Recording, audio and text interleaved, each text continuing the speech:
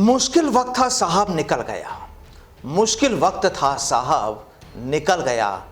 नकाब उनके चेहरे से अब हट गया। अब यकीनन किसी पर यकीन ना होगा। एक दिल था वो भी बदल गया। नमस्कार, मैं हूं आपके साथ प्रदीप आजाद। सियासत में ऐसा ही होता है जनाब।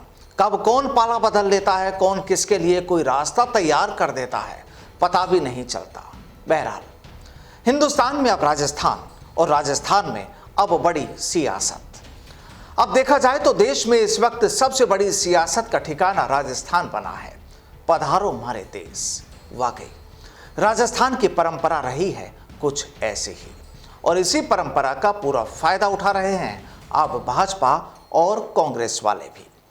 2 दिन बाद से कांग्रेस अपना जलवा दिखाएगी और भाजपा ने तो अपने तेवर दिखाने शुरू भी कर दिए हैं।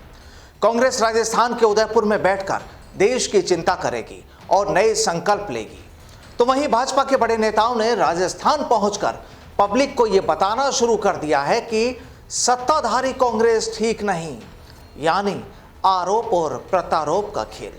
और खेल भी इसलिए कि अगले साल यहां चुनाव होने हैं।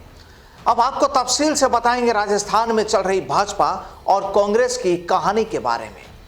तो आइए पहले शुरू करते हैं भाजपा की कहानी।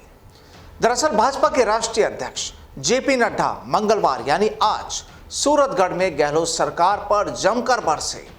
उन्होंने चुनावी वायदे पूरे नहीं कर पाने के लिए कांग्रेस को आड़े हाथ लिया। उन्होंने कहा कि कांग्रेस हमेशा झूठ की खेती करती है, कभी भी आम आदमी की तरफ ध्यान नहीं दिया जाता है। अब केवल नड्डा ही नहीं, सूबे के पूर्व मुखिया ने भी कांग्रेस को जमकर कोसा। उन्होंने कहा कि राजस्थान अब महिला अत्याचार में अग्रणीय बनता जा रहा है। महिलाओं पर अत्याचार के मामले बढ़े हैं, वहीं दंगों पर भी कोई रोक नहीं लग रही है। पिछले कुछ ही वक्त में इलाके में कई दंगे हुए हैं। प्रदेश के अलग अलग जिलों में छोटे छोटे कारणों से बड़े दंगे हुए, लेकिन आरोपियों पर बड़ी कार्रवाई अब तक नहीं हो पाई है। तो अब कहानी यह कि जेपी नड्डा 2 दिन मंदिर और गुरुद्वारे का दौरा भी करेंगे। नहरी क्षेत्र में नड्डा देवी और लोक देवताओं के मंदिरों में दर्शन कर चुनावी शुरुआत करेंगे। सिख समाज के लोगों की बड़ी तादाद और पंजाबी कल्चर वाले इलाके में गुरुद्वारा दर्शन करके जनता में मैसेज भी देंगे। जरूरी है मैसेज देना, क्योंकि सूबे में अगले साल वोटों का खेल खेला जाना है। और मैसेज केवल भाजपा ही नहीं, कांग्रेस भी इस वक्त दे रही है। वो कैसे, वो भी जान लीजिए। दरअसल अब 2 दिन बाद यानी 13 मई से कांग्रेस नव संकल्प लेगी, यानी नव संकल्प शिविर। और शिविर में शामिल होने के लिए कांग्रेसी नेताओं को 12 मई शाम 6 बजे तक पहुंचने को कहा गया है।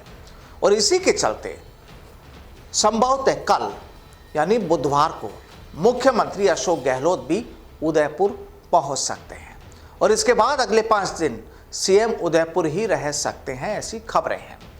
आपको बता दें कि इस शिविर में सोनिया गांधी, राहुल गांधी और प्रियंका गांधी भी हिस्सा लेंगे। शिविर में टोटल 422 डेलीगेट्स आएंगे। 50% लोग 50 की उम्र से कम के होंगे। करीब 21% महिलाएं शामिल होंगी, यानी यहां देश की चिंता होगी। और इन 3 दिन 2024 आम चुनाव के लिए एक्शन प्लान तय होगा।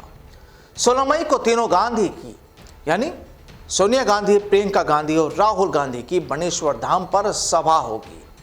अब सवाल ये कि जब इन 3 दिनों में राजस्थान में बैठकर देश की चिंता होगी, तो क्या राजस्थान की फिक्र नहीं होगी? होगी जनाब।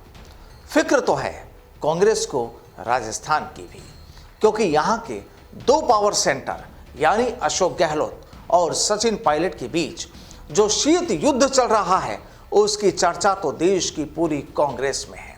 और भाजपा वाले भी सियासी झरोखे से मुंह निकालकर इसे लंबे वक्त से देख रहे हैं। बस उन्हें भी इंतजार है कि जाने कब क्या दिख जाए। लेकिन जो भी हो, इस वक्त कांग्रेस और भाजपा दोनों ही एक दूसरे के घरों में ताक झांक करने में काफी बिजी है, मशगूल है, क्योंकि सियासत की शुरुआत भी कुछ इसी तरह होती है।